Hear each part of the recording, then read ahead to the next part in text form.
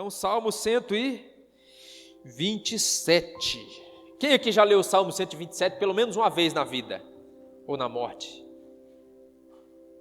Então, olha o que a palavra de Deus diz, irmãos. Quero que você preste muita atenção nessas palavras, porque eu sei que o Senhor, Ele vai trazer um ambiente de cura, um ambiente de restauração e um ambiente de muita revelação nesses dias, para todos nós. Então eu quero que você preste bastante atenção na palavra do Senhor. Salmo 127, a partir do verso de número 3, diz assim: herança do Senhor são os filhos, o fruto do ventre, o seu galardão. Aleluia. Eu sinto de liberar uma palavra agora para alguém que talvez você se sinta rejeitado desde o momento do seu nascimento, mas eu sei que o Espírito de Deus vai confirmar isso no seu coração, que você foi desejado por Deus antes mesmo da sua mãe saber que estava grávida.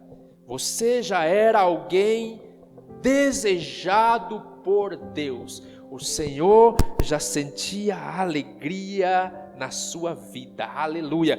Porque o texto diz que é herança do Senhor, é presente do Senhor. Então cada filho que nasce é um presente de Deus para as nossas vidas, para cada pai, para cada mãe, para cada família. Amém, irmãos? Aleluia, glória a Deus. Versículo 4 diz assim: como flechas na mão do guerreiro, assim os filhos da mocidade são. Feliz o homem que enche deles a sua aljava, não será envergonhado quando pleitear com os inimigos à porta. Amém? Feche seus olhos para que nós possamos orar nesse momento. Peça para que Deus fale com você. Eu sou apenas um instrumento, um canal, e Deus quer me usar para falar com você nessa noite. Pai, nós oramos em nome de Jesus, e eu sei que a Tua palavra é a verdade, Senhor, e quando a Tua palavra é liberada, Senhor, juntamente com o Teu Espírito que habita em nós, a vida sendo liberada, a cura sendo liberada, a libertação sendo realizada, a salvação, ó Pai. Por isso nós declaramos em nome de Jesus a nossa mente aberta e o nosso coração receptivo para receber a palavra de Deus, na qual nós cremos que é poderosa, em nome de Jesus. Amém? Então olha aqui para mim. Eu quero falar sobre paternidade na graça, porque nós vivemos momentos na nossa sociedade em que infelizmente é possível ter pais ou ter mãe, né? Porque sempre que eu usar o termo pai aqui eu estou generalizando, usando para mãe também. É possível ter pai, é possível ter mãe e não ter paternidade. Essa é a grande tragédia das famílias. E infelizmente tem muitos filhos órfãos de pais vivos, ou até de pais presentes. Então veja como isso é sério. Quando eu falo sobre paternidade na graça, eu quero que você entenda o conceito da graça e que você receba esse entendimento que a graça de Deus ele deve abranger, envolver todas as áreas da nossa vida. Então graça nada mais é do que favor imerecido. Então quando eu estou falando de um favor imerecido de Deus em todas as áreas da nossa vida, inclusive na paternidade. Então deixa eu ensinar algo para você. Todos os nossos problemas, na realidade, não são o problema. Na realidade, o problema é a nossa falta de sabedoria para lidar com aquilo que para nós é um problema, determinada situação ou área da nossa vida. Então lembra, o problema é a falta de sabedoria. E se tem uma área na qual nós precisamos de sabedoria, é para educar os filhos. E eu falo, não é fácil, gente.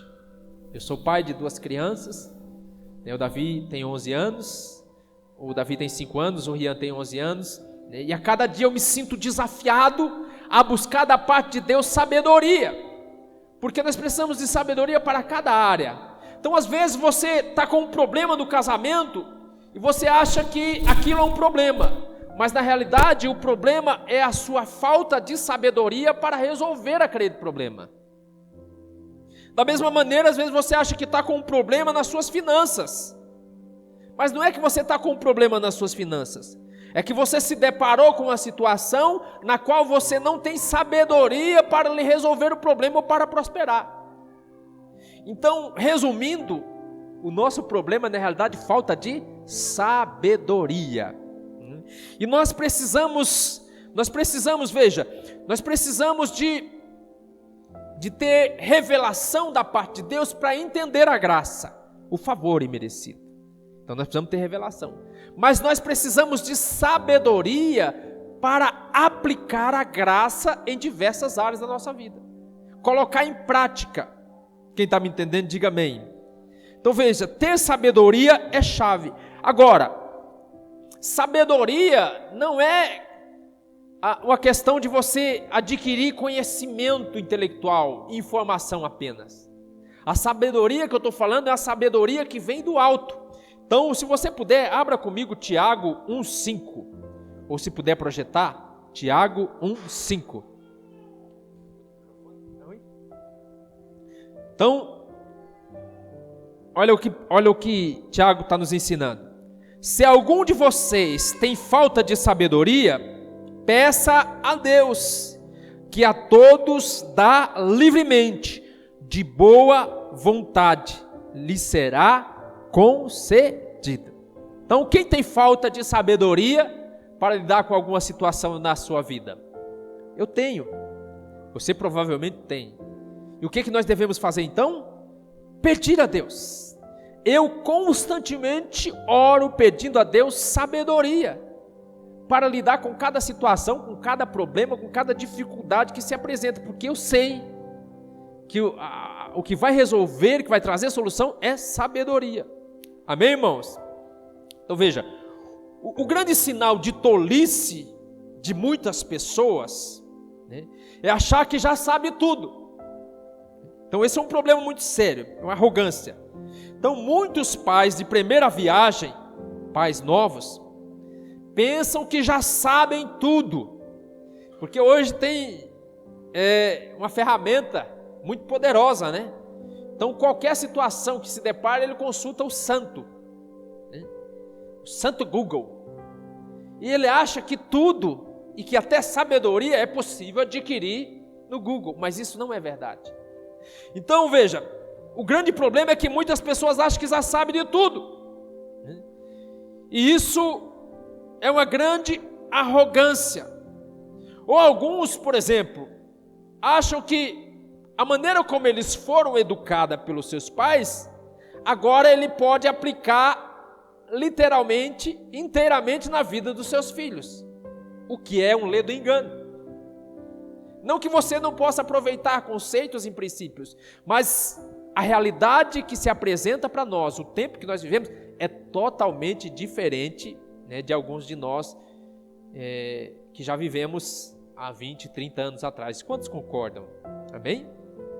Então veja, então a gente às vezes quer pegar uma fórmula pronta para educar os nossos filhos, para criar os nossos filhos, no padrão que nós aprendemos no passado, e queremos trazer para a realidade de hoje, e você tenta e parece que não se encaixa, parece que o negócio não combina, e aí nós vamos nos frustrando como pais, e os nossos filhos vão sofrendo. Então, por exemplo, dá um exemplo aqui. Então imagine que você vai no shopping, ou você vai no mercado, ou você está num ambiente público, e o seu filho de 5 anos, de 4 anos, começa a fazer birra e fazer escândalo no meio de todo mundo. Então, para alguns de nós, que já tem aí na casa dos 50, 60 anos, o que aconteceria se há 60 ou menos até, vamos chutar aí há 30 anos atrás? O que será que acontecia conosco, com uma criança de 5 anos, se a gente começasse a fazer birra e fazer os pais passar vergonha? O que será que acontecia? No mínimo um beliscão, um puxão de orelha, né? A gente resolvia rápido isso, sim ou não? Porque os pais não tinham o mínimo de pudor de serem violentos até com os filhos. Agora, será que dá para você aplicar essa realidade hoje? Será que dá para você colocar em prática esse mesmo princípio hoje? Então veja que a realidade mudou muito. Se você estiver numa situação pública e você tiver de corrigir o seu filho dessa maneira, fique muito esperto, porque pode ter alguém ali filmando, gravando e te denunciar, e você pode até ser preso. Olha que situação que nós chegamos. E aí muitos de nós não sabemos lidar com essa situação, com os filhos. Então veja, essa é uma área na qual todos nós precisamos de sabedoria. Os pais precisam de sabedoria, mas os filhos também precisam de sabedoria para entender. Casamento precisa de sabedoria, sim ou não? Todas as áreas, né? Você consegue entender a sua esposa, irmão? Consegue? Irmãos, eu acho que se tem um enigma no universo que é incompreensível, chama-se mulher. Então o que a gente precisa na realidade? Para conviver bem com as nossas esposas? Precisa de muita sabedoria, sim ou não? E é assim em todas as áreas da nossa vida. Então olha, nós precisamos de sabedoria. Agora olha aqui para mim, outra coisa muito importante que Deus já nos deu, né, é que nós precisamos de um coaching. Quem sabe aqui o que é coaching? Quem já viu esse termo, coaching? Já ouviu falar de coaching? A maioria de vocês conhece, sabe o que é coaching.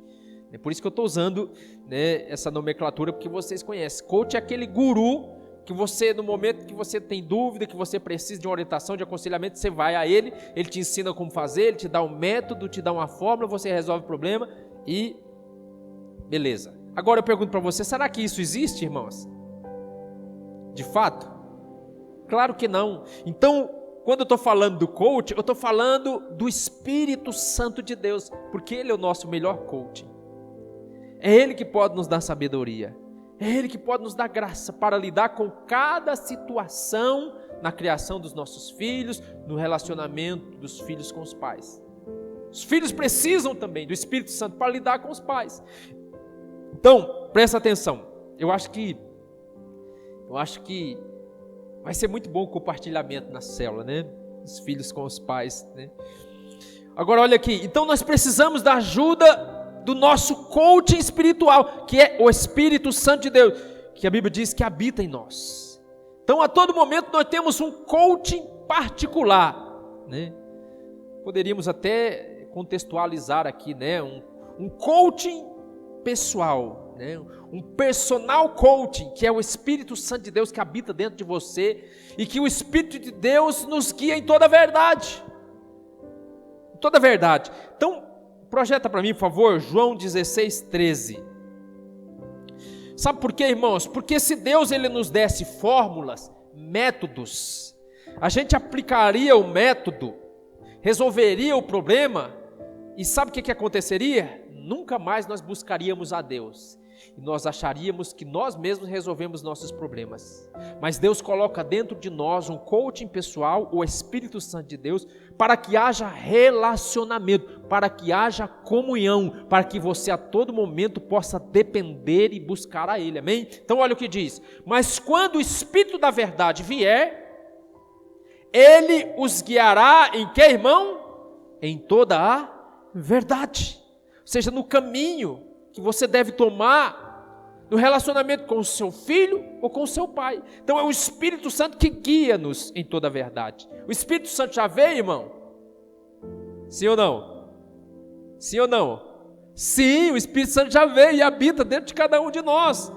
Não falará de si mesmo, falará apenas o que ouvi e anunciará a vocês o que está por vir. Então esse é o papel do Espírito Santo na nossa vida, né? De nos guiar também nos nossos relacionamentos com os nossos filhos, nos dá sabedoria. Então o Igor, a Luciana, está pensando em ter filho já? Então agora é a melhor hora de vocês aprenderem sobre isso. Sabe por quê? Porque a melhor hora de cavar o poço é quando a sede não chegou ainda. Então quando você está morrendo de sede, você fala assim, eu vou cavar o poço. Você não consegue cavar a tempo, morre de sede. Tem muito pai sofrendo, porque não aprendeu sobre criação de filho, não buscou sabedoria da parte de Deus, nem busca ajuda do Espírito Santo, e hoje está sofrendo amargamente no relacionamento com os filhos. Então esse é o melhor momento. Então, por isso que eu quero que os jovens aprendam desde já. Então, dada a introdução, eu vou começar a ministrar agora, amém? 6 princípios poderosos da parte de Deus para que nós possamos criar os nossos filhos. E quando eu falo de filhos, eu estou falando de filhos espirituais. Porque nós, como líderes espirituais, nós devemos olhar os irmãos mais novos e aqueles que nós lideramos como filhos espirituais. Então eu quero que você entenda, talvez você está aqui, eu não tenho filho ainda, mas você vai ser o pai espiritual de alguém. Você vai discipular alguém. Você vai ensinar alguém no caminho da fé. E você vai precisar desses princípios também. Amém? Então, primeiro princípio, guarda isso, irmãos, escreve, anota, né? O princípio do amor incondicional. Esse é o principal e mais poderoso princípio. O princípio do amor incondicional. Então veja, Deus é tão sábio, irmãos, na sua graça, porque pais e mães normais, emocionalmente saudáveis, eles já têm isso muito claro dentro deles. Muito claro dentro deles de amar os filhos incondicionalmente. Então, por exemplo, quando eles têm esse senso de amor incondicional, você percebe o casal, logo que ele tem um filho, o pai já começa a se preocupar, já começa a trabalhar mais, né, já quer cuidar mais da família, a mãe já abre mão de algumas coisas, porque o amor para com o filho deve ser incondicional, ou seja, não deve ter condições a ser exigidas nesse relacionamento, mas deve ser incondicional, porque foi esse o amor com que o Pai nos amou, o amor incondicional, irmãos. Então olha lá, o amor de Deus por nós, ele é tão poderoso, tão real, que não existe nada que você possa fazer para Deus te amar mais. Você sabia disso? E não existe nada que você possa fazer também para que Deus possa te amar menos. Ele já te ama. Ele te ama do jeito que você é. Você está aqui, ele olhou para você um dia e ele ama você do jeito que você é. Mas pastor, eu sou tão miserável, eu faço tanta besteira, eu piso tanto na bola, eu cometo tantos pecados. Não interessa, ele te ama assim. Ele te ama como você é. Mas ele te ama tanto que ele quer que ao chegar perto dele você fique parecido com ele. Então quando você chega perto do Senhor e você sente todo esse amor, e você vê todo esse amor de Deus por nós, pouco a pouco você vai se transformando e vai ficando parecido com Ele. É importante que isso esteja claro. Ele ama você como você é. Mas Ele te ama tanto que Ele quer que você cresça, que você amadureça, que você se aperfeiçoe. Mas Ele já te ama. E nada pode mudar isso, amém? A Bíblia diz que Deus já provou o seu amor por nós. De que maneira? Em que Cristo morreu na cruz por nós, sendo nós ainda o quê? Pecadores. Então Deus não te amou porque você comportava bem. Deus não te amou porque você era educado. Deus não te amou porque você era um bom filho, ou porque você era um bom pai. Deus te amou simplesmente porque Ele te amou. Não tem como explicar. Amém? É um amor incondicional. Então é importante que nós, como pais, expressemos e falemos para os nossos filhos que é assim, dessa mesma maneira que nós o amamos, que nós os amamos. Eu pergunto para você, pai, você está aqui, qual foi a última vez que você falou para o seu filho, filho, eu amo você? Eu amo você quando você tirar 10 na prova, mas eu amo você do mesmo jeito quando você tirar 0 na prova. Eu amo você quando você estiver no seu melhor momento da sua vida, mas eu amo você também quando você estiver no pior momento da sua vida. Esse é o amor com que Cristo nos amou, irmãos. Então é o princípio com o qual nós devemos reafirmar constantemente sobre a vida dos nossos filhos. Eu falo constantemente para os meus filhos, irmãos, constantemente, eu amo vocês. E não importa o que vocês venham fazer amanhã ou depois, eu amo vocês. Então, isso é tão claro, essa questão do amor incondicional, né? Você vê isso em muitas mães. Às vezes o filho é o pior filho do mundo. O cara apronta, o cara não respeita, o cara desonra, o cara afronta, o cara comete crime, vai preso. Mas o que acontece com a mãe? Para aquela mãe, ele ainda continua sendo o melhor filho do mundo. Porque é o amor incondicional. Da onde que vem isso? De Deus. A mãe continua insistindo, continua falando, não desiste, porque ama. Esse amor incondicional, meu Deus, é tão poderoso isso. E é esse amor que os nossos filhos precisam ouvir da nossa boca e ver em nós por ele. Diga sempre para o seu filho o quanto ele é amado. Amém? Então, por que eu estou falando isso? Porque eu já vi muito pai querendo educar os filhos, então ele fala assim, se você fizer isso, papai do céu não vai mais gostar de você. Quem já ouviu isso? Veja, a pessoa, ela tenta corrigir, ela tenta educar, mas a maneira é errada. Porque não é assim como Deus nos ama. Então veja, a pessoa que recebe, a criança principalmente que recebe, que é chamada a atenção dessa forma, como que ela vai entender isso? Ela vai entender que cada vez que ela erra, o amor de Deus por ela diminui. E o amor do pai, da mãe também. Por quê? Porque ela vai falhar muitas vezes. E ela vai errar muitas vezes no decorrer da vida. E vai chegar um momento que ela vai chegar à seguinte conclusão: eu errei tanto, já pequei tanto, que eu acho que minha mãe não me ama mais. Meu pai não me ama mais. E Deus também não me ama mais. Então veja essa maneira errada de corrigir os filhos, de falar a respeito do amor para os filhos. Quantos filhos estão fazendo coisas absurdas para se sentirem amados ou amadas e aceitos?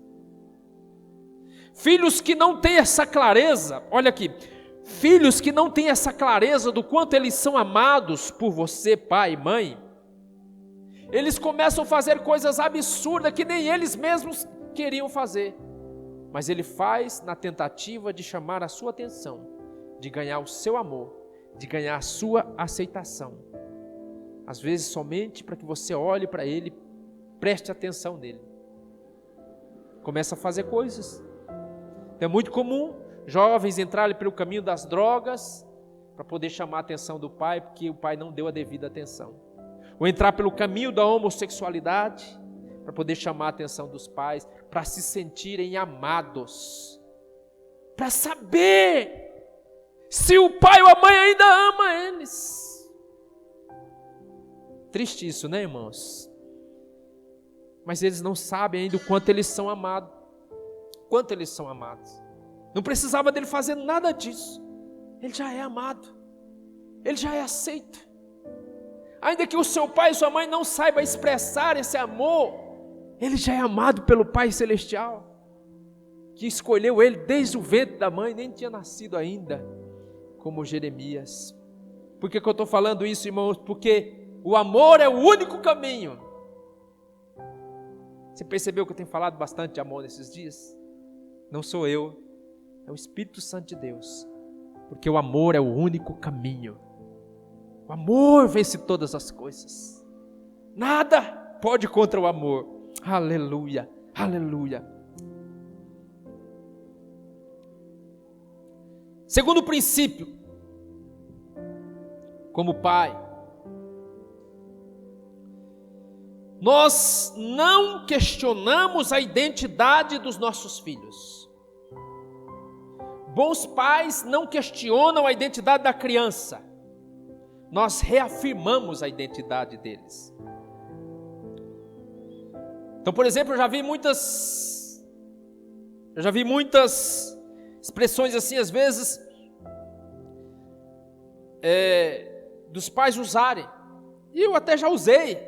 E eu me lembro quando eu usei, na hora o Espírito Santo me corrigiu. Então, às vezes você fala assim, porque você quer corrigir, você quer orientar, mas é a maneira, você quer despertar a masculinidade no seu filho, mas você vai pelo caminho contrário. Então, eu já vi muitos pais, por exemplo, falar assim: ah, você é uma marica. Ah, você é uma mocinha. Veja, o adulto entende que ele está tentando despertar no filho a masculinidade. Mas para uma criança, a criança que está ouvindo aquilo, da boca do pai, que na boca do pai, da boca do pai para uma criança só sai verdade. Então o que acontece? A criança ouve aqui e fala assim: eu acho que o meu pai tem razão, ele não mente. Então eu sou assim, deve ser que eu sou uma mocinha mesmo.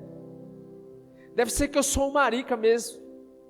Veja, como pouco a pouco, malignamente, o inimigo vai introduzindo no nosso meio, nas nossas casas, nas nossas famílias, e nós vamos perdendo os nossos filhos. Que coisa, né, irmãos? Quantas vezes eu já vi as mães se dirigirem às meninas: ah, você é uma vagabunda. Ah, você não presta. Ah, você é burro. Mas aí o menino está tentando acertar na prova e não consegue. Aí ele chega à conclusão: acho que meu pai tem razão, eu sou burro mesmo. Olha que coisa terrível. As mães falam: ah, quando você casar você vai ver. Não faça isso. Não faça isso, pai, mãe. Você que é jovem, está aqui, vai ter filho, nunca faça isso com o seu filho. Não afirme aquilo que ele não é. Reafirme aquilo que ele é, a sua identidade. Então, às vezes ataca a pessoa ao invés de atacar o problema. Ataca a identidade da criança, ataca a identidade do adolescente, ao invés de atacar o comportamento, de corrigir a atitude. Quantas vezes nós fizemos isso? E sem saber estávamos fazendo mal, estávamos trazendo mal sobre a vida dos nossos filhos. Quem está me entendendo, diga amém. Então, às vezes, olha como é sutil a coisa, né? Se o seu filho mentiu, o que você tem que fazer? Você, como homem de Deus, mulher de Deus, você vai explicar para ele, esclarecer para ele: olha, filho, nós somos filhos de Deus, e você mentiu, mas como filho de Deus, isso não faz parte da sua vida. Você não deveria mentir, porque o pai não mente, e você é filho de Deus. Você não precisa mentir, você não precisa roubar, você não precisa fazer isso. Quem está me entendendo, diga amém. Mas o que muitas vezes nós falamos? Ah, você mentiu, então você é mentiroso. Você roubou, você é ladrão. Quem rouba é ladrão? Quem mente é mentiroso? Será? Ou será que ele é um pecador, um ser humano que erra como qualquer outro? E nós o rotulamos imediatamente na sua identidade. Porque eu já roubei, mas eu não era ladrão, mas eu era pecador. Mas não se tornou uma atitude da minha vida corriqueira, um padrão. Quem está me entendendo? Amém? Então veja como sutilmente muitas vezes nós erramos com os nossos filhos. Muito ruim, é muito ruim quando o seu filho pensa que ele é o problema, quando na realidade o problema é o mau comportamento dele, e a questão a ser resolvida é a atitude dele de ser corrigida. São coisas diferentes. Então veja, quando alguém da minha equipe, da minha liderança, ou da igreja erra, eu não saio condenando, eu não saio julgando, eu não falo para ele: não é crente, não é de Deus, é do demônio, é do capeta. Eu não faço isso. Eu chamo e corrijo o comportamento, e corrijo a atitude. Então, quando o jovem está em pecado, está se prostituindo antes do casamento, eu chamo e falo: filho, você é filho de Deus, você é nascido de Deus, você não precisa viver dessa forma, esse não é o padrão de Deus para a sua vida, Deus tem coisa melhor para você. Então eu corrijo o problema sem ferir a identidade. Amém, irmãos? E é isso que nós, como pais, devemos saber. Quem sabia disso? Quem sabia disso? Veja o quanto é importante isso. Quanto é importante. Por que eu estou falando? Porque essa foi a principal armadilha de Satanás contra Jesus. Você lembra lá em Mateus capítulo 4? Jesus é batizado. Quando Jesus é batizado, a palavra de Deus diz que Jesus ouve uma voz. Todos que estão ali ouvem uma voz: este é o meu filho amado, em quem eu tenho prazer. Mas ele sai dali e vai passar um momento muito difícil, um momento de grande luta, um momento de grande dificuldade, que é o jejum. E no final do jejum, o que o inimigo vem questionar para Jesus? A sua identidade. Então ele vem para Jesus e fala o quê? Se tu és o Filho de Deus. Porque ele sabia que era o Filho de Deus, mas ele queria o quê? Mudar a identidade, atingir, ferir a identidade, questionar a identidade. Mas Jesus sabia de quem ele era filho. Jesus sabia o quanto era amado. E Jesus não se preocupava em provar nada para ninguém, principalmente para o diabo. Então veja, essa é uma artimanha maligna e nós não devemos cair nela em nome de Jesus. Então é importante que o seu filho saiba dessas coisas. Não importa se você não é o melhor, não importa, irmão, se o seu filho não é o melhor atleta, não importa se o seu filho não é o melhor aluno, ele pode ter caído, ou ele pode ter acertado, ele pode ter errado, ele é o seu filho, e ele é amado, ele é filho de Deus. É isso que nós devemos reafirmar sempre. Amém? Terceiro princípio que Deus usa para conosco e assim nos ensina a criar os nossos filhos: coloque limites, coloque regras. Veja, nós temos falado e ensinado bastante sobre a graça, mas na cabeça de alguns irmãos que ainda não entenderam, graça é algum tipo de permissividade, é algum tipo de direito de fazer o que quiser, na hora em que quiser, do jeito que quiser. Mas isso não é verdade. Mesmo vivendo na graça, Deus coloca limites na nossa vida, assim como havia antes da graça, porque limites nos protegem, limites nos guardam. Quando Deus coloca limites na nossa vida, Deus não está querendo nos privar de prazer e de alegria, Deus está querendo nos livrar de algo que é ruim, o que naquele momento da nossa vida é ruim para nós. Quem está me entendendo, diga amém.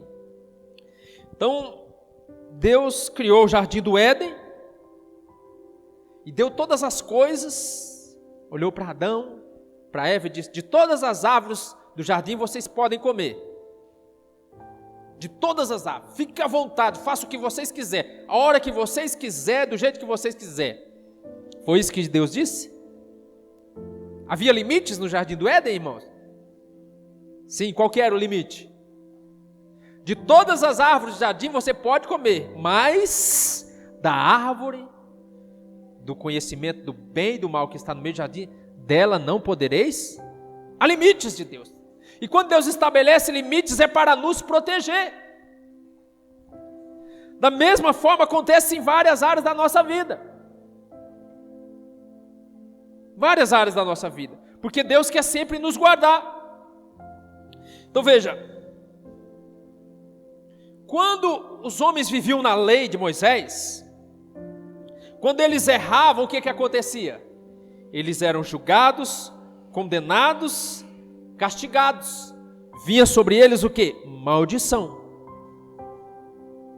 Mas agora que nós estamos na graça, e ainda que tenhamos limites e regras, quando nós erramos, o que Deus faz conosco? Deus corrige. Então você volta e faz o caminho de novo. Então veja, Deus não te julga, Deus não te condena, mas Ele vai com você até que você passe na prova, até que você passe pelo teste, né? Então se você errou, Ele vai insistir com você até que você acerte. Então olha que coisa interessante. Limites dão liberdade. Só merece liberdade quem respeita limites. E Deus tem limites para cada um de nós, que nos protege, que nos guarda, que nos livra de coisas ruins.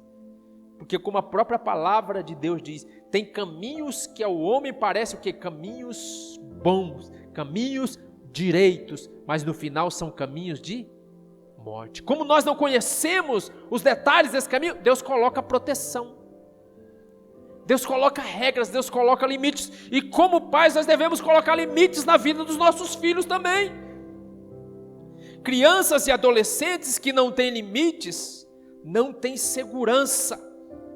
Por isso vivem ansiosas e inseguras. Pode perceber. Crianças que não têm limites, elas não têm segurança. Porque não há delimitações, ela não sabe, é mais ou menos como um campo minado, vamos imaginar.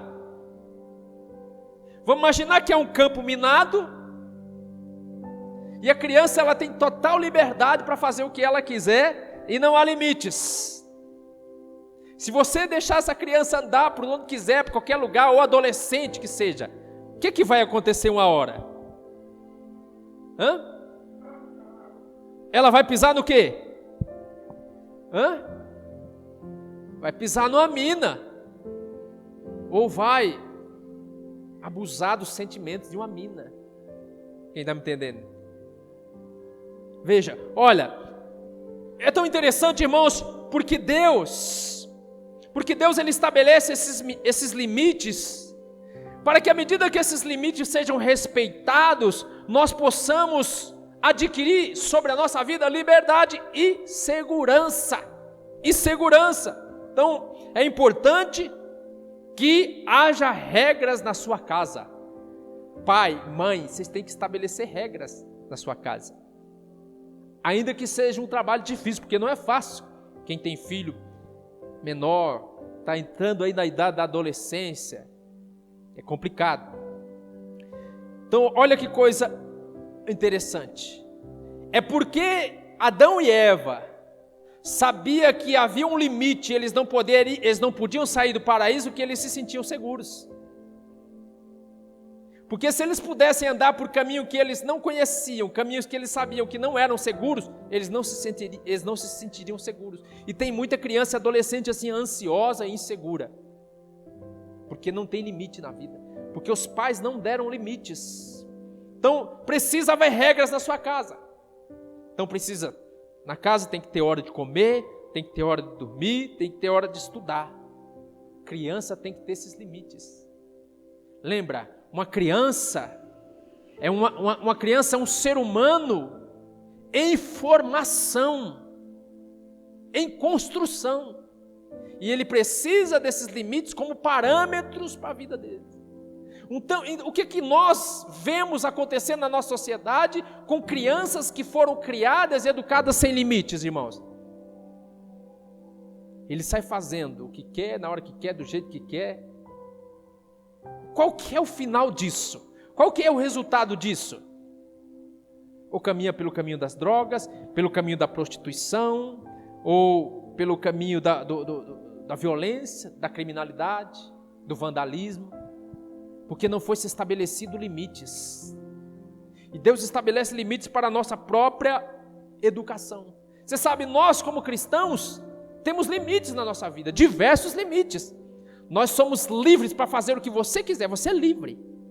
Mas Deus estabeleceu limites para que nós vivamos dentro deles. Você não pode comer como o mundo come. Você não pode viver como o mundo vive. Você não pode falar como o mundo fala. Você não pode ter os mesmos padrões que o mundo tem. Quem está me entendendo, diga amém. Então nós, como pais, devemos também estabelecer esses limites na vida dos nossos filhos, né? Então lá em casa tem hora para tudo. E é difícil de manter. Porque os meninos querem quebrar as regras. Por que eles querem quebrar as regras? Porque eles ainda não amadureceram. Quando eles amadurecerem, não vai precisar mais de regra. É assim na vida do cristão também. Deus é como o pai e Deus estabelece. Quanto mais infantil você é, mais regra precisa na sua vida. Quanto mais maduro você é, ainda que existam as regras, não precisa mais para a sua vida, porque você amadureceu. Amém, irmãos? Então veja, aonde há limites, aonde não há limites, aliás, qualquer um faz o que quiser.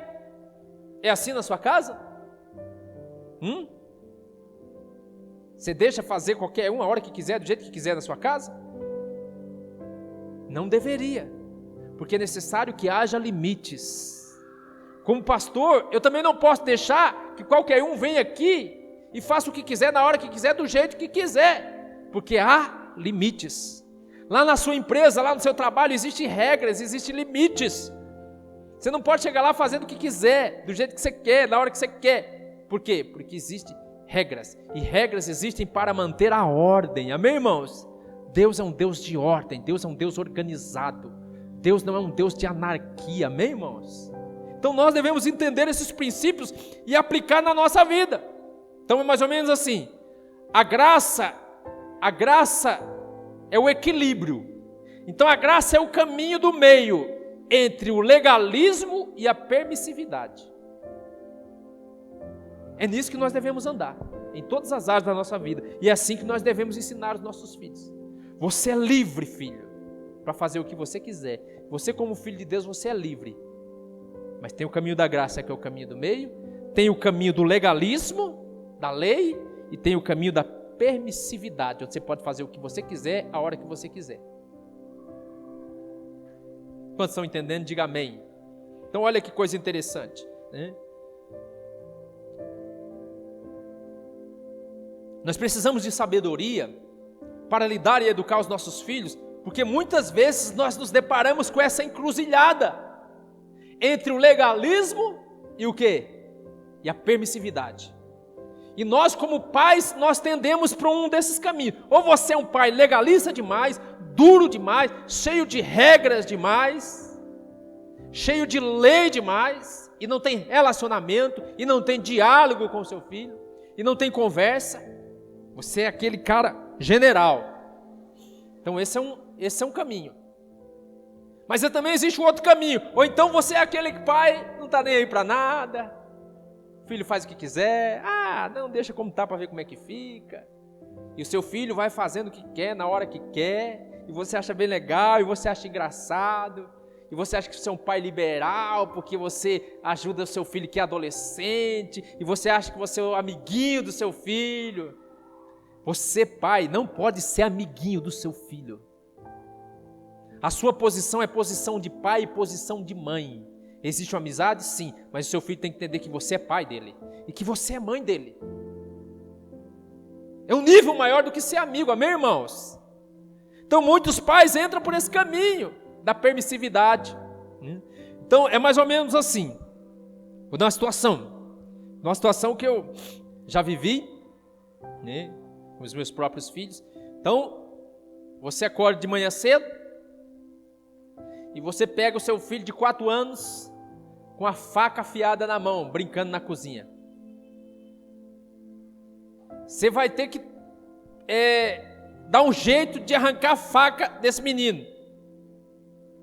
Então você pode ter 2 abordagens. Você pode pensar da seguinte forma: não, deixa ele brincar, deixa ele com a faca aí, fica tranquilo. Na hora que ele desistir, ele larga. Será que essa é a abordagem correta?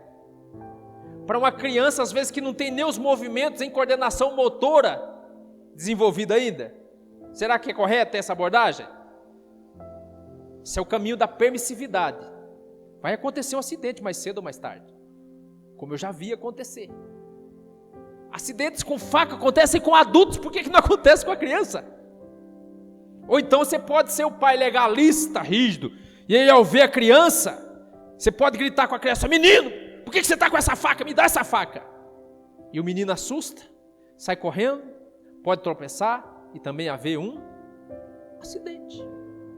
Então qual que é a melhor maneira de lidar com isso? É necessário sabedoria. O que você pode fazer para o seu filho nessa situação? Conversar com ele, dialogar com ele, ainda que seja pequeno, e conversar muito mais se ele for adolescente, e argumentar e mostrar para ele um caminho melhor, uma outra opção, que talvez ele ainda não tenha entendido.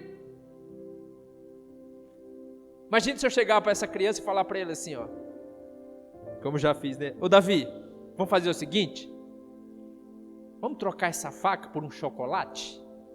Você me dá a faca e eu te dou o chocolate, vamos? Você acha que ele vai querer ou não? Né?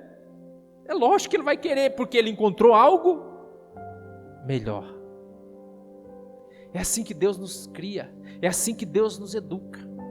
Eu não estou aqui todo domingo para falar para você, olha, tem que andar assim, tem que andar assado, tem que fazer isso, aqui as nossas regras, aqui as nossas leis.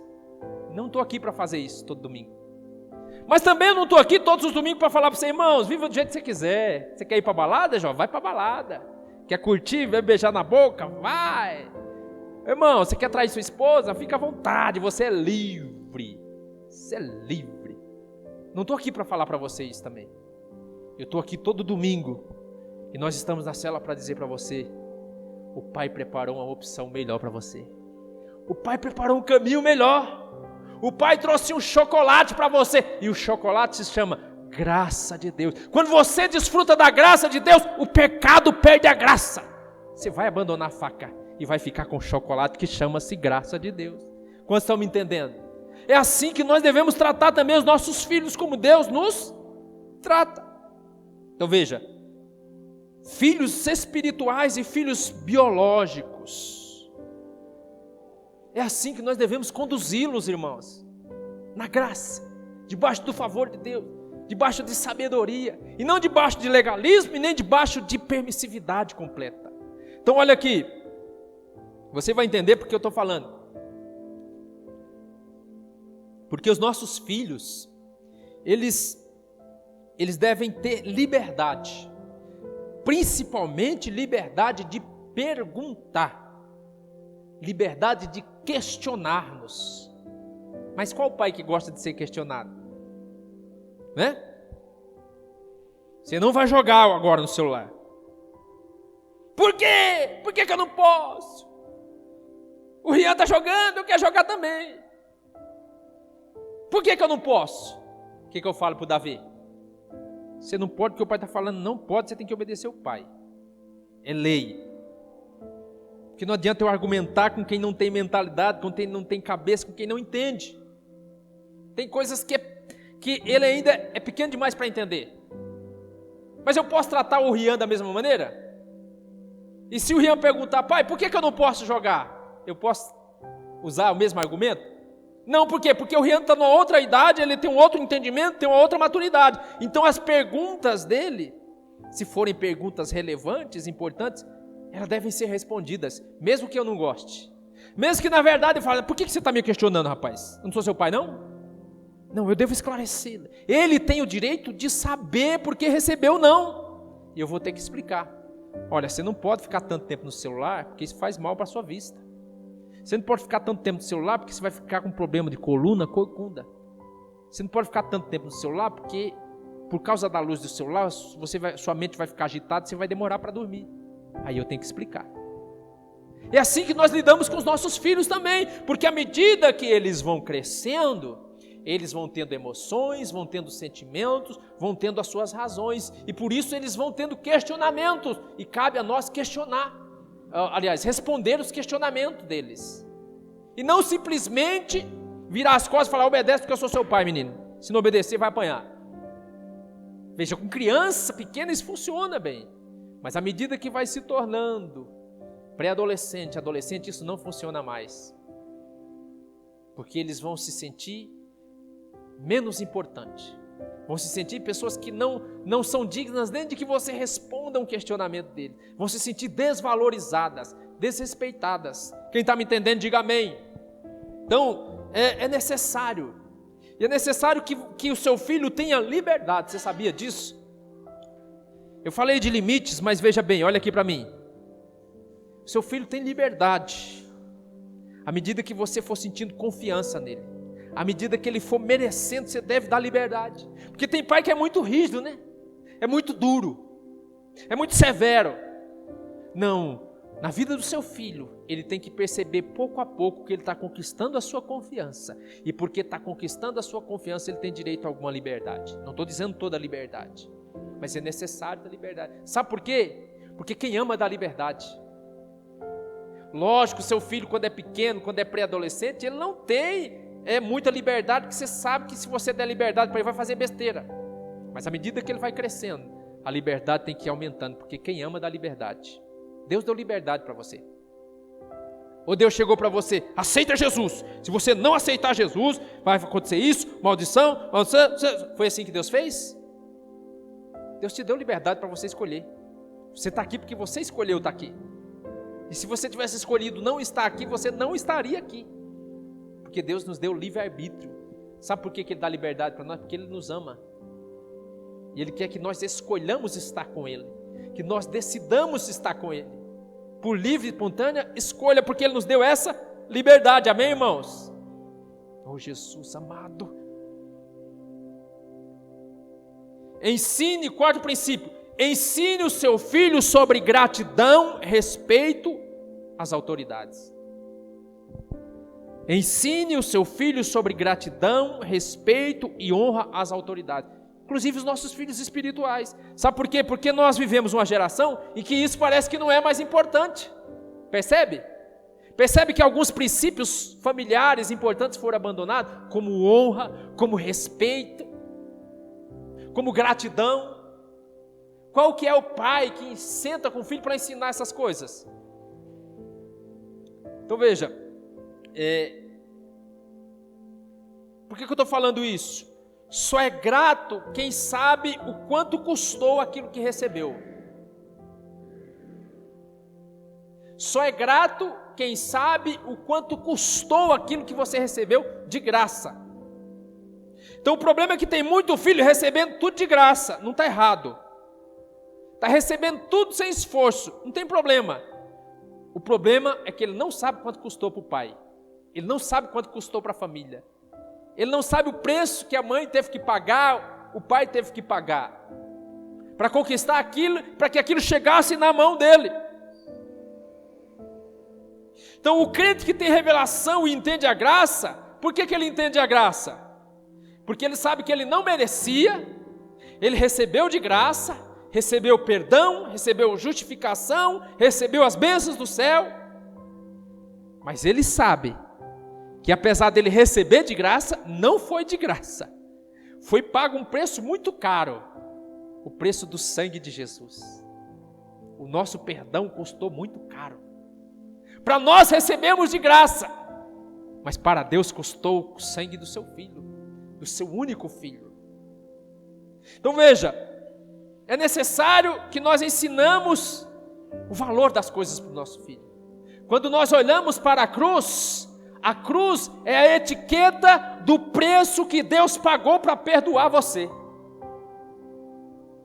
É a etiqueta do valor. Então é necessário que nós saibamos o valor das coisas, que os nossos filhos saibam. Então eu vou dar um exemplo aqui. Por exemplo, estudos mostram que filhos de pais mais pobres, que conseguem fazer faculdade e se formar, são mais gratos e amadurecem mais rápido, porque veio o preço que o pai dele, que era pedreiro, pagou para ele estudar. Porque viu o preço que a mãe dele pagou, que era lavadeira, para ele estudar. Agora, filhos que nunca viram o pai trabalhar, que não sabe quanto custou, ele recebe tudo de graça. E se faltar alguma coisa, ele ainda reclama, porque ele não sabe quanto custou. É interessante isso, né? Olha que coisa séria. Então devemos dar e abençoar os nossos filhos, sim, mas sempre ensinar e mostrar o quanto custou, para que ele possa respeitar e honrar aqueles que vieram antes deles. Amém, irmãos? Sabe por que eu estou falando isso? Porque Deus não mima os seus filhos. Quem é filho de Deus aqui? Deus não mima os seus filhos. Deus está interessado em abençoar cada área da sua vida. Ele se importa com cada detalhe da sua vida, por menor que às vezes seja aquele sonho, aquele desejo, Deus se importa com ele. Mas Deus não vai mimar você, porque Deus não é pai de filhos mimados. Então muitas vezes nós queremos privar os nossos filhos de viver emoções e sentimentos dolorosos e frustrações. Está errado, isso faz parte da vida. Então quantas vezes eu vejo os pais querendo criar os filhos dentro de uma redoma.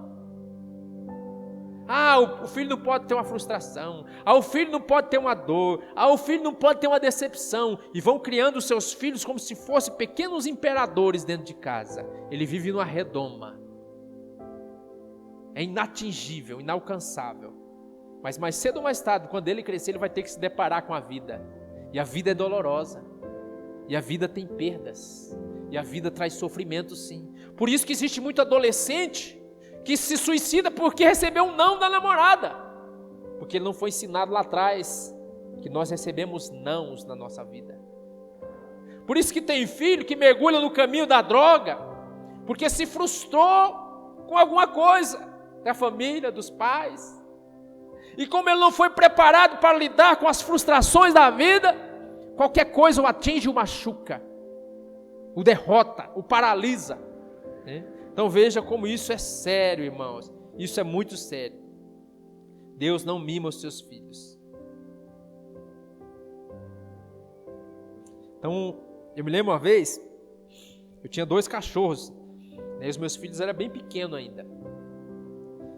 E os 2 cachorros morreram muito rápido assim. Pouco tempo morreram os 2 cachorros e nós éramos muito apegados a eles, né? E eu me lembro que quando morreram, eu fiquei mal, a minha esposa ficou mal, mas as crianças sentiram mais, né? E a minha esposa, né, já queria pegar um outro cachorrinho novo, para que as crianças não sentissem muito e não sofressem muito, porque já ia ter outro.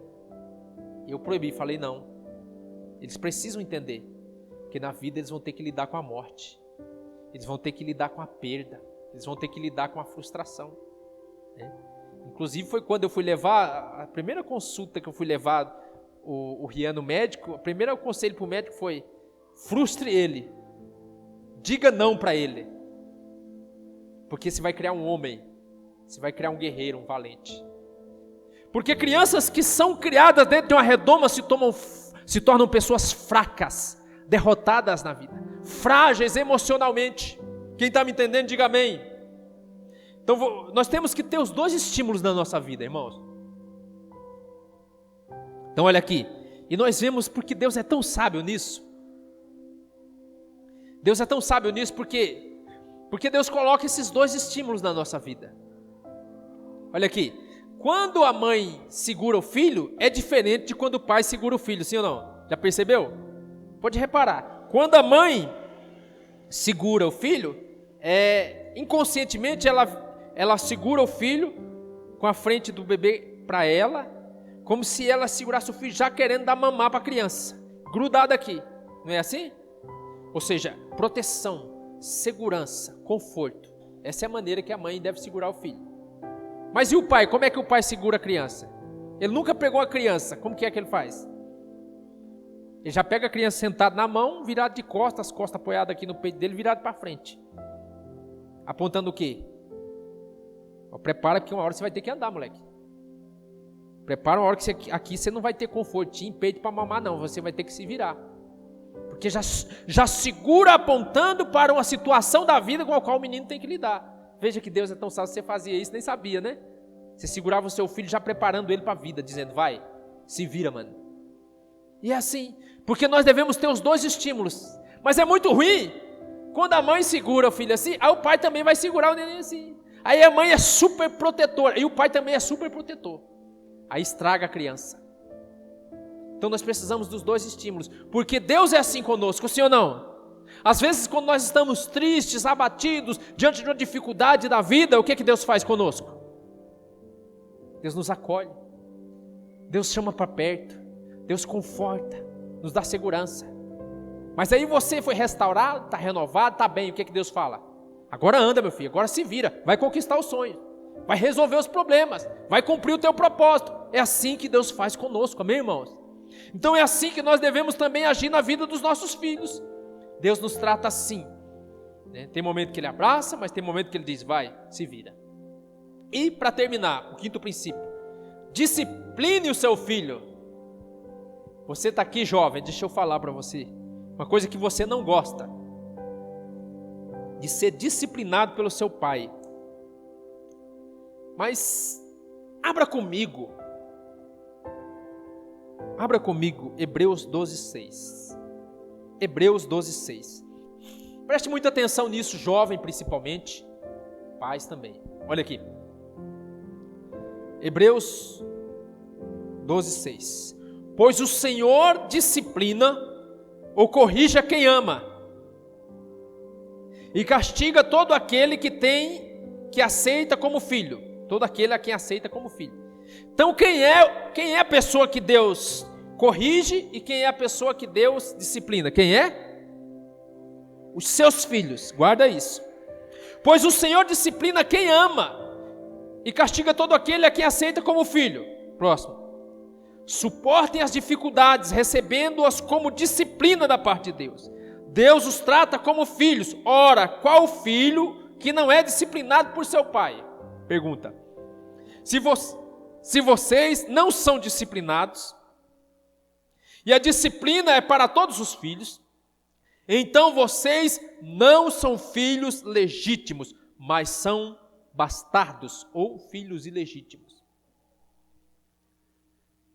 Além disso, tínhamos os pais humanos que nos disciplinavam a nós e nós os respeitávamos. Quanto mais devemos submetermos aos pais dos espíritos, para que assim possamos viver ou vivermos. Escute aqui para mim, você que é filho. Você não gosta de ser corrigido, você não gosta de ser disciplinado. Qual filho aqui que gosta de tomar uma varada nas costas quando está errado? Quem? Ninguém? Ninguém gosta.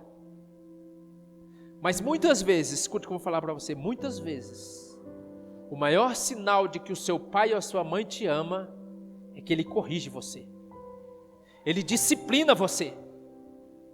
Para que você não se perca, o texto continua dizendo, para que você não se perca e não seja condenado com o mundo.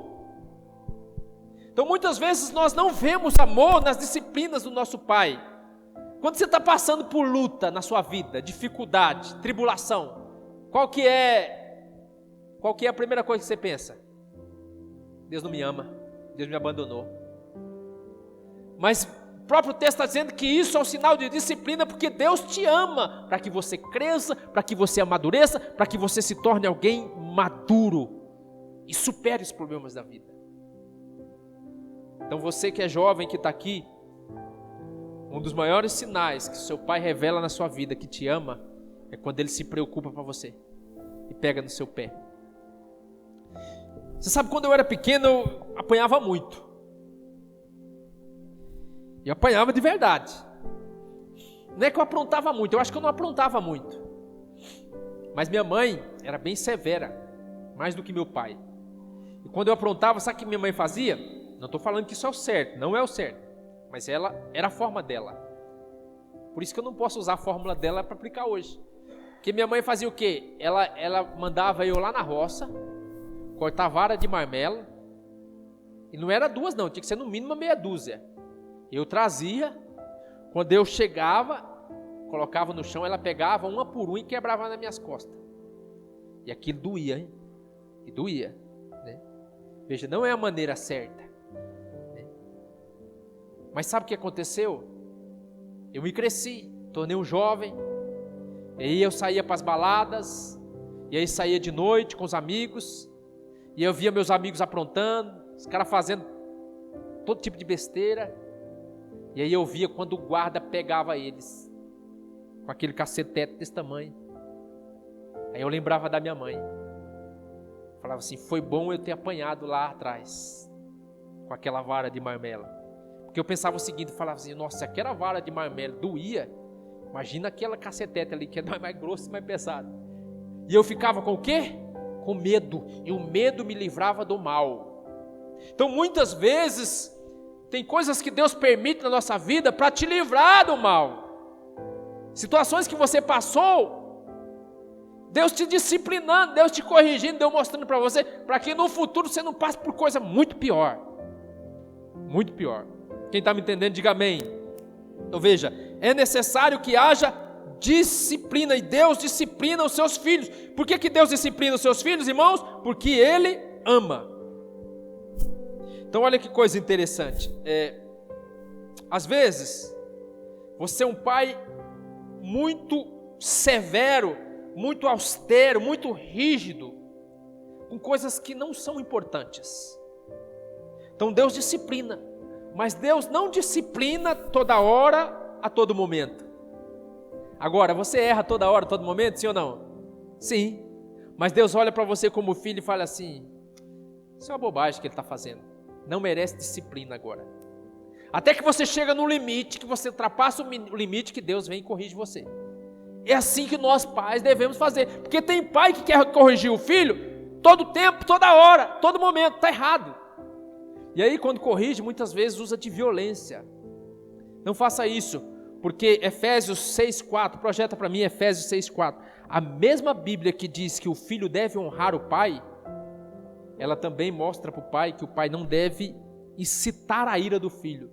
Então Efésios 6,4, pais, não irritem seus filhos, antes criem-nos segundo a instrução e o conselho do Senhor.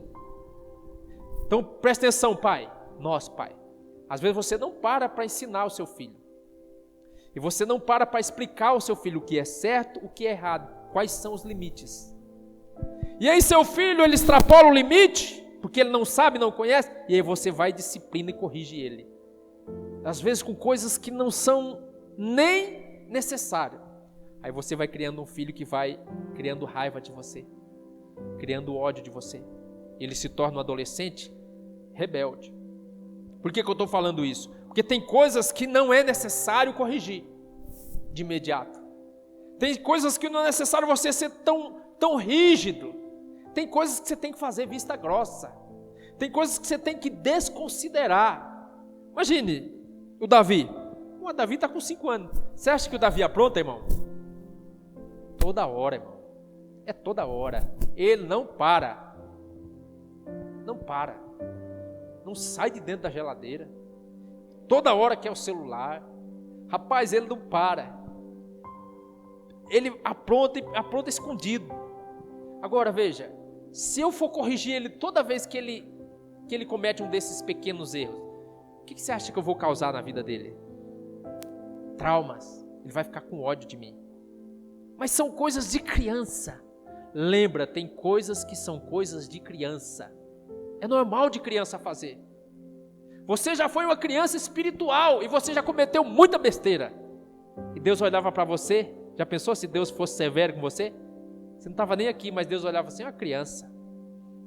É besteira de criança. Ele vai crescer, ele vai amadurecer. E você cresceu e amadureceu. Então nós pais também devemos ter essa consciência de que não é tudo, em todo momento, que deve ser corrigido. Então é necessário coerência, sabedoria. Agora, tem valores, tem princípios que são inegociáveis. Lembra dos limites? Lembra dos limites? Sim ou não? Então em casa tem limites. Então o limite lá em casa é proibido mentir. Não pode mentir. Por quê? Porque uma mentira de uma criança é grave, irmão? Sim ou não? É grave, mas não é muito, não. Mas e se ele continuar mentindo quando ele chegar com 15 anos? A mentira dele vai ser grave? E quando ele se tornar um pai de família, a mentira dele vai se tornar mais grave? Sim. Então tem coisas que é necessário. Quando se quebra princípios, valores, é necessário que haja uma correção. É necessário que haja uma disciplina. Aí sim, você pai tem que agir. Então vou dar um exemplo aqui, ó. Imagina que você está na mesa com seus filhos, e aí, por algum descuidado, alguma distração, seu filho pegou e derrubou o copo e caiu o suco na mesa. Você vai bater nele por causa disso? Você vai xingar ele por causa disso? Não, acontece, coisas acontecem. Você vai chamar ali, simples, manso, com amor, sempre com amor, e corrigir. Essa é uma coisa. Coisa de criança, acidentes acontecem. É diferente, por exemplo, se ele fizer alguma coisa errada na mesa, e você corrigir e exortar ele, e ele pegar o copo e lascar na sua cabeça. É diferente, sim ou não? Então nessa hora você deve agir com mais severidade, sim ou não? Não estou dizendo que você deve espancar o menino, bater no menino, não. Mas você tem que tomar uma atitude, sim ou não? Você deve corrigir de imediato, sim ou não? É assim. Deus age conosco assim. Deus é paciente, Deus é amoroso, tem muita graça conosco. Quantas coisas você já fez que Deus não corrigiu você? Mas chega uma hora que você extrapola o limite e Deus corrige você. E como é que Deus corrige? Com aflições na sua vida, com dificuldades, permitindo dificuldades na sua vida. Então é necessário que nós tenhamos essa cabeça também, essa mentalidade de corrigirmos os nossos filhos, né? De corrigirmos os nossos filhos. Sabe um erro que eu percebo muito em pais? É que os pais são muito severos e rígidos com as meninas e cobram muito das meninas, mas muitas vezes são relapsos e negligentes com os homens. Então aquele negócio, a menina não pode fazer nada que o pai está lá em cima, marcação cerrada, mas o menino pode aprontar, o menino pode fazer as falcatruas dele. Tá certo isso, irmãos? Não, irmãos, você está sendo 2 pesos e 2 medidas. Seu filho está percebendo. E pelas suas atitudes ele está interpretando: meu pai gosta mais do meu irmão do que de mim. Não é a verdade, mas é assim que ele interpreta. Então é necessário que você seja coerente. Quem que é o vaso mais fraco? O homem ou a mulher? Que a Bíblia nos ensina. A mulher. Então é necessário ser firme com o homem. E ser mais firme com o homem. Eu pego no pé da minha esposa, porque minha esposa é boazinha, né? Ela tem mais paciência com os meninos e tal, trata mais ali, mas eu sou duro. Porque o meu objetivo é criar homens, e homens de verdade. Homens que honram, homens que respeitam, homens que sabem o preço das coisas. Então é necessário que eu seja firme com os homens, porque são os homens que vão tomar a frente. Nós vivemos uma geração de homens fracos e mulheres fortes. Por quê? Porque os pais cobravam mais das mulheres. E agora os homens estão fracos. Os homens são emocionalmente fracos. Por quê? Porque se cobrava mais das mulheres. Automaticamente elas ficaram mais fortes, né? Então, quando nós somos complacentes com os homens, com os meninos, nós geramos homens fracos, irresponsáveis, muitas vezes oprimimos as mulheres. Então veja, é muito interessante porque meus filhos, como toda criança, eles têm as suas falhas e eles precisam se converter, que não são crentes ainda. Então veja, teve um dia que os dois, cada um no seu tempo, eles bateram na minha cara, deram um tapa na minha cara. Tem pais que faz o quê? Tem pais que faz o quê? Ah, não tem problema não, ela é criança, ele nem sabe o que está fazendo. Então estão apanhando dos filhos até hoje, com 60 anos de idade. Então a primeira vez que ele bateu, né, peguei na mãozinha dele, pá, na mão. Falei, nunca mais você faça isso, porque isso é muito grave. É assim que os filhos aprendem a desonrar os pais, a desrespeitar as autoridades. Mas eu corrigi na hora. Então tem coisa que tem que ser corrigida na hora. Tem coisa que você tem que relevar e deixar para lá. Amém, irmãos? Então, não corrija os seus filhos. E não discipline os seus filhos usando medo, usando culpa.